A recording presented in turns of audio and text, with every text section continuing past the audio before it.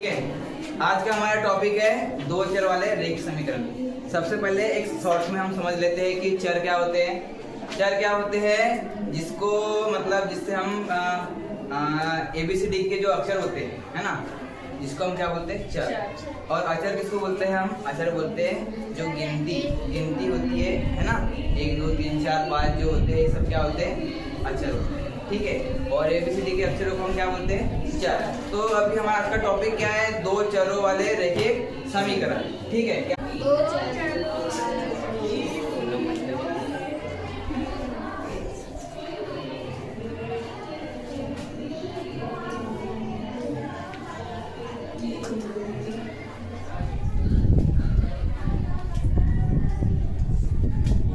ठीक है। अब समीकरण तो x + 1 = 0। ये जो समीकरण दिख रहा है, ये समीकरण कौन सा है? समीकरण कौन सा है? ये एक चर वाला समीकरण है, पहला नहीं है।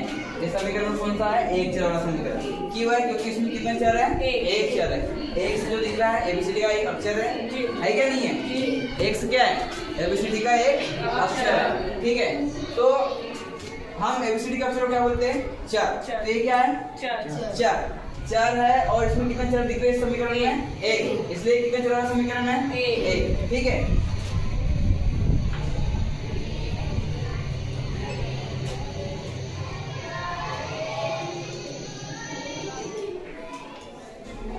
अब ये एक समीकरण दिख रहा है हमको, दिख रहा है। अब इसमें ध्यान दो, इसमें कितने कितने चर है? इसमें दो। कौन से? x और y। तो ये कितने चर वाला समीकरण हो गया? दो चर वाला। और हमारा आज का टॉपिक क्या है? दो चर वाले रैखिक समीकरण। ठीक है, ये हो गया एक चर वाला समीकरण,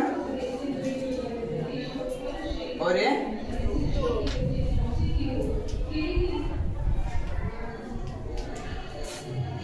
क्या है हमारे पास समीकरण? हमने समीकरण ले 2x + 5 = 0। एक समीकरण लिए हमने। इस समीकरण को हल करेंगे तो हम क्या करेंगे? 2x को जैसे का वैसा लिखेंगे। ये +5 इधर आके क्या हो जाएगा? बराबर इधर आके -5। अब देखो, ये जो संख्या दिखती है 2x, ये कायम है गुना में, 2 × x बराबर क्या है? -5 जैसे का वैसा।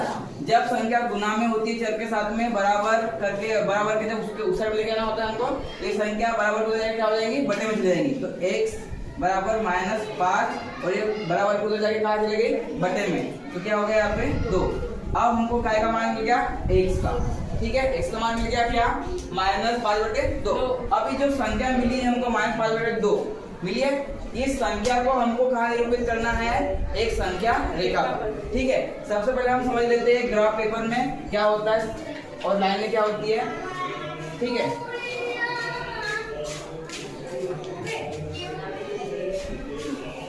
ध्यान दो इधर। ठीक है, ये जो लाइन है ये वाली, इसको हम क्षैतिज रेखा बोलते हैं। कौन सी रेखा? क्षैतिज रेखा। ठीक है, और ये जो सीधी लाइन दिख रही है इसको हम क्या बोलते हैं?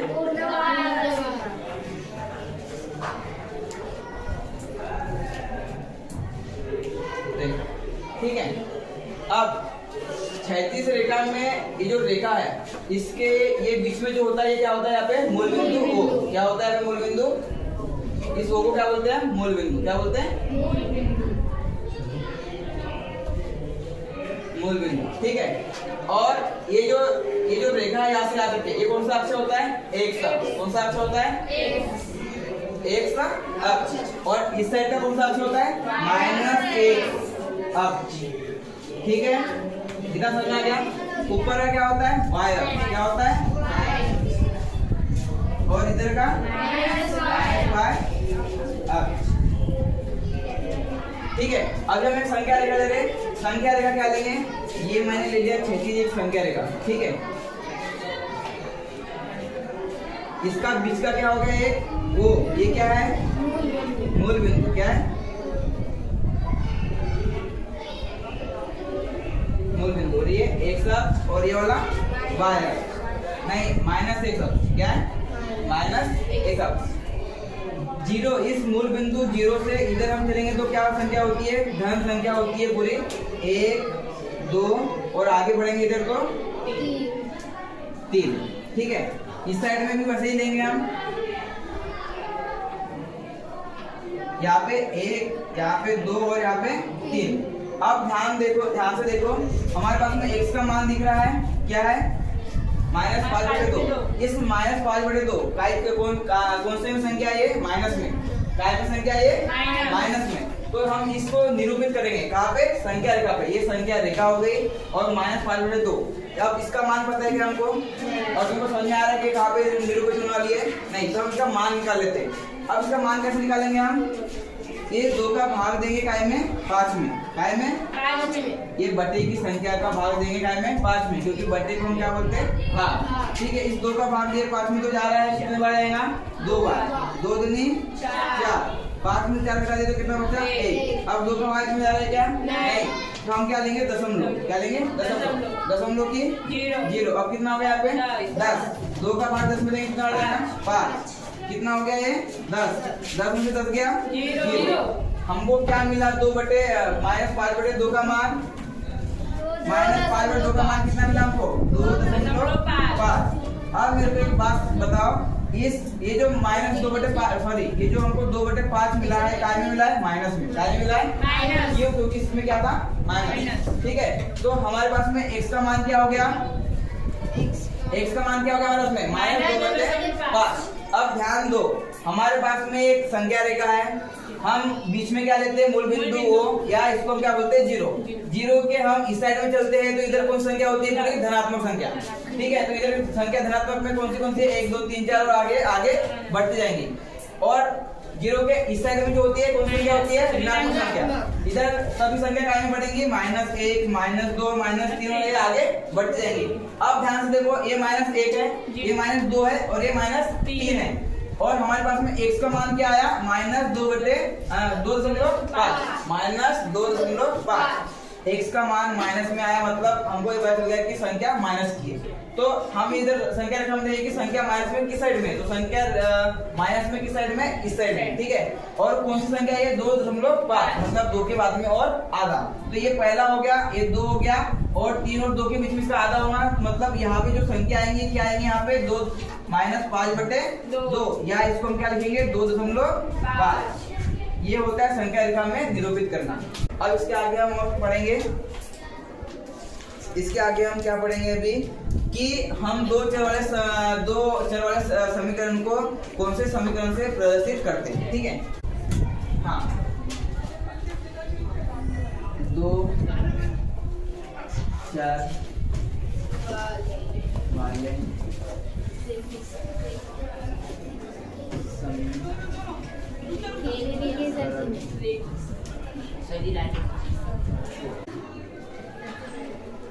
ax plus by plus c बराबर 0 के रूप में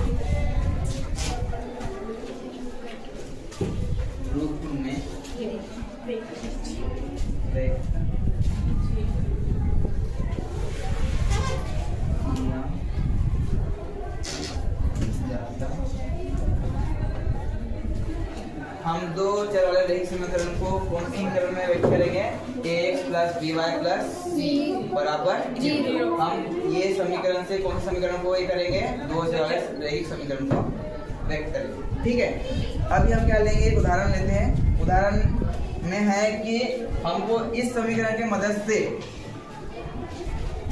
2x plus 3y बराबर 4 4.3 और 7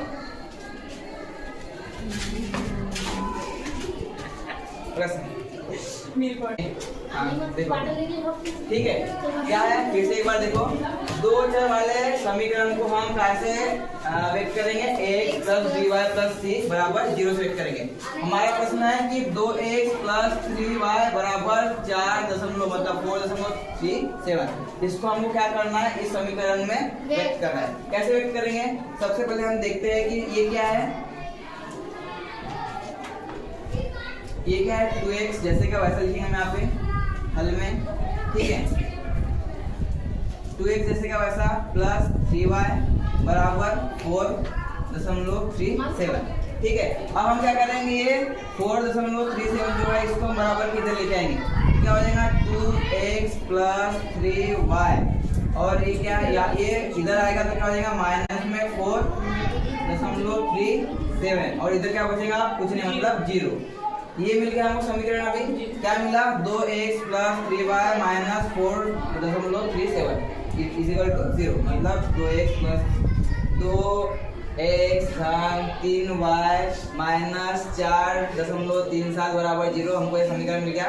अब इस समीकरण को हम कौन से समीकरण के समान लिखेंगे, इस समीकरण के समान क्या है ये x क्या है ax plus by plus c बराबर 0। ये जो दिख रहा है ये x का मान है, इसमें a का मान क्या है 2 है और x का मान 1। ठीक है, इसमें देखो y का मान y और b का मान क्या है इसमें 3 माइनस और प्लस ये क्या हो गया इसमें देखो c का मान क्या है इसमें माइनस 4.37 मतलब मैं यहाँ पे लिखूंगा a बराबर कितना है हमारे पास में 2, b बराबर कितना है हमारे पास में इसमें 3 और c बराबर हमारे पास में कितना है इसमें -4। और ये जो समीकरण मिला है हमको कौन सा 2x plus 3y minus 4.37 equal to 0। ये x plus by plus c equal to 0 को व्यक्त करता है। ठीक है, ये जो समीकरण हमने जो निकाले ये कौन से समीकरण को व्यक्त कर रहा है, ये x plus by plus c equal to 0 को ये क्या कर रहा है व्यक्त कर रहा है। समझ में आ गया, दो चर वाले समीकरण और दो चर वाले समीकरण को कौन से समीकरण से हम व्यक्त करते हैं और कैसे उदाहरण के जरिए हमें देखिए कि कैसे हम इसको व्यक्त कर रहे हैं। ठीक है क्या है बताओ x minus 4 x minus 4 equal to 3 करनी y। ठीक है, देखो एक उदाहरण हम और देख लेते हैं। उदाहरण क्या है x माइनस 4 इक्वल टू √3 और y मतलब x माइनस 4 बराबर करने 3y। इसको हमको व्यक्त करना है ax प्लस by प्लस 6 बराबर c बराबर 0 ये रूप में। ठीक है, तो सबसे पहले हम इस समीकरण को ले लेते हैं x माइनस 4 इक्वल टू √3 और y। अब ये जो दिख रहा है हमको ये संख्या प्लस में दिख रही है इधर। ठीक है, क्योंकि इसके आगे माइनस दिख रहा है क्या नहीं, ये संख्या कायम है प्लस में और ये किधर है बराबर के उधर। अब हम इसको क्या करेंगे बराबर की साइड में लेके आएंगे। ठीक है, तो क्या होगा यहाँ पे x, ठीक है x माइनस 4 जैसे का ये वाला वैसा ये इधर आगे क्या हो गया माइनस करने 3y बराबर 0। ठीक है, अब हम क्या करेंगे पहले x और y को साथ में लिख लेते हैं। तो x जैसे का वैसा ये माइनस में वाली संख्या तो माइनस करनी 3y और ये इसके बाद में तो -4 बराबर 0। ठीक है, ये समीकरण को हमने क्या कर दिया क्रमबद्ध। ठीक है, अब हम क्या करेंगे जिससे कौन से समीकरण से हम व्यक्त करते हैं दो चर वाले समीकरण को हम करते हैं दो चर वाले समीकरण को व्यक्त ये x plus by plus c equal to 0 इससे हम व्यक्त करते हैं। अब इसमें ध्यान से देखो ये है x वाला, ठीक है, ये है y वाला और ये c वाला। ठीक है, अब इसमें देखो क्या क्या है, इसमें a का मान क्या दिया हुआ है, इसमें देखो x का मान a से आगे का a है तो इसमें क्या है इसमें x के आगे कुछ है क्या नहीं, इसके आगे कुछ नहीं है मतलब क्या होता है a। तो यहाँ पे क्या है 1 तो a का मान क्या हो गया यहाँ पे 1। अब देखो यहाँ पे क्या है y का मान, यहाँ पे y के आगे का b है तो यहाँ पे y के आगे y का मान क्या है y का मान क्या है यहाँ पे ध्यान से देखो माइनस भी आगे क्या है माइनस तो माइनस करनी 3 है। ठीक है, और c का मान क्या है इसमें बताओ, c का मान -4 क्या है -4 तो मान मिल गए। अब ध्यान से देखो कि हमने जो अभी समीकरण निकाले x माइनस करनी 3y -4 बराबर 0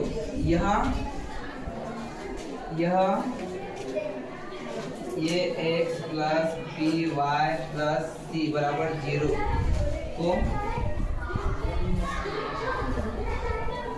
व्यक्त करता है। समझ में आ गया?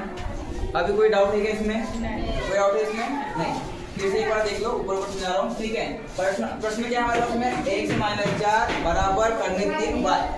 सबसे पहले हम क्या करते हैं? हल लेते हैं। हल में इस प्रश्न को जैसे का वैसा लिखेंगे। उसके बाद में क्या करते हैं हम? ये जो बराबर की इधर की संख्या है उसको एक साइड में कर लेते हैं और इधर क्या कर देंगे 0। तो मैंने इस संख्या को देखा पहले कैसी कायम है, ये संख्या प्लस में है, तो मैंने बराबर की इसको इधर लेके आया तो कायम हो गई माइनस में। क्या मिला हमको समीकरण? x - 4 - 3√3y बराबर 0। इधर कोई संख्या बची नहीं है अभी, तो क्या बचा इधर 0। अब हमको क्या मिल गया? एक समीकरण मिल गया, ठीक है। इस समीकरण को हमने कैसे कंपेयर किया? हमने जो हमको दो चर वाले रैखिक समीकरण को जो व्यक्त करता है उस समीकरण से, है ना।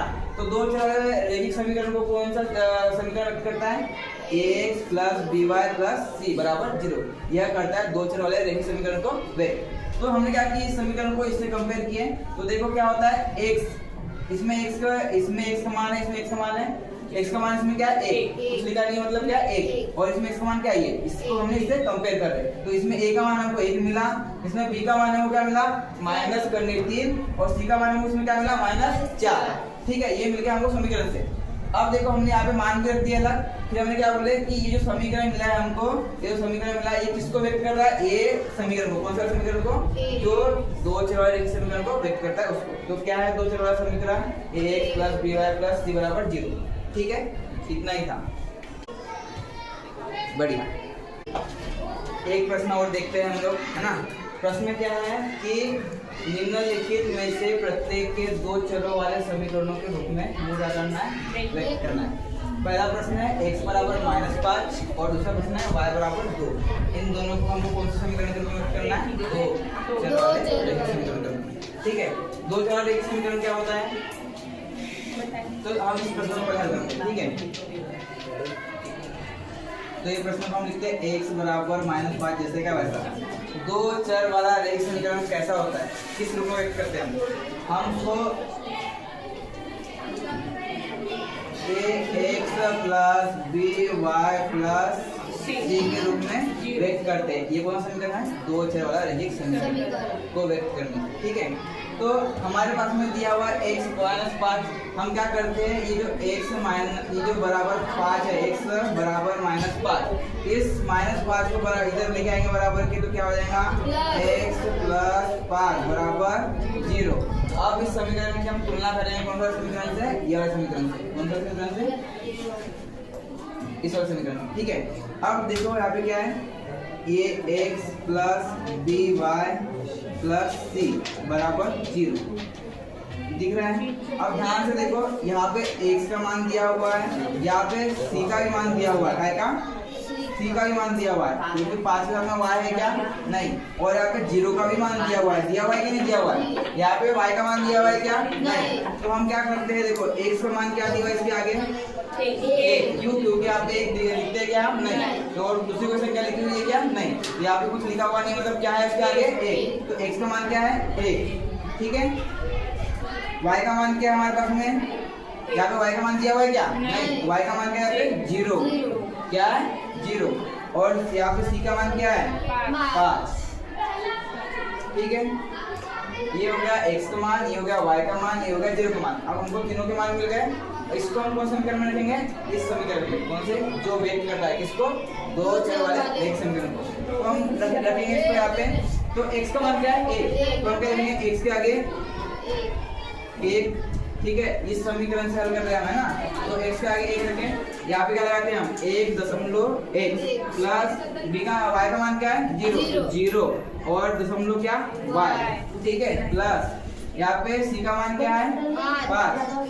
5 और ये क्या हो गया? 0। हमको ये समीकरण मिल गया। ये समीकरण मिला कि नहीं मिला? तो ये समीकरण किसको व्यक्त कर रहा है? दो चर वाले रैखिक समीकरण। ठीक है, अब दूसरा वाला प्रश्न देखो। दूसरा प्रश्न क्या है हमारे पास में? y बराबर 2। फिर से हम इसको जैसे कैसे लिखेंगे? y बराबर 2। दो चर वाला रैखिक समीकरण कौन सा है? ये x + by प्लस सी बराबर 0। इसको पहले हम सही कर लेते हैं इस समीकरण को। तो क्या होगा, इस बराबर की इधर 2 है, इसको बराबर की इधर लेके आएंगे तो क्या होगा -2 बराबर 0। इधर कुछ नहीं बचेगा, मतलब क्या बचेगा 0 बचेगा। ठीक है, अब हम क्या करेंगे, इसकी तुलना करेंगे कौन समीकरण से, इससे। तो क्या होगा ax plus by plus c बराबर 0 से। ठीक है, क्योंकि ये कौन सा समीकरण है, दो चर वाला रैखिक समीकरण। ठीक, अब देखो यहाँ पे x का मान दिया हुआ है क्या, नहीं, यहाँ पे y का मान दिया हुआ है, y का मान दिया हुआ है y का, और y का मान दिया हुआ है यहाँ पे c का। ठीक है, तो हम यहाँ पे मान लिखते पहले x बराबर क्या दिया है यहाँ पे, कुछ नहीं दिया मतलब 0, कुछ नहीं दिया मतलब 0। y बराबर क्या दिया हुआ है यहाँ पे 1, कुछ नहीं है मतलब y क्या है, कुछ है क्या, नहीं, मतलब क्या 1। और c का मान क्या है यहाँ पे 0, नहीं 2 है, क्या है 2, और काय में है ये माइनस में, तो क्या लिखेंगे यहाँ पे -2। ठीक है, अब इन मानों को हम कौन समीकरण में रखेंगे, इस समीकरण में रखेंगे, और इससे हम क्या व्यक्त करेंगे, तो हम इससे व्यक्त करेंगे क्या, रैखिक समीकरण दो चर वाले। ठीक है, तो हम मान लेंगे समीकरण में, कौन सा समीकरण है, क्या समीकरण, x का मान क्या है 0, मतलब 0.0, ये क्या रहता है, गुणांक लिखा जाता है, गुणांक। तो 0.1 प्लस क्या है, y का मान 1.5 प्लस क्या है 2, तो यहाँ पे क्या लिखेंगे -2, कुछ लिखेंगे, c का मान नीचे ना, c का मान ये हम उसको लिखते नहीं, क्या होगा बराबर 0। अब इसको थोड़ा सही कर लेते हैं हम एकदम। यहाँ पे लिखेंगे 0.x प्लस 1.y और -2 बराबर 0। ये कौन सा समीकरण हो गया हमारा, दो चर वाला रैखिक समीकरण। ठीक है, समझ में आ गया ये, ठीक।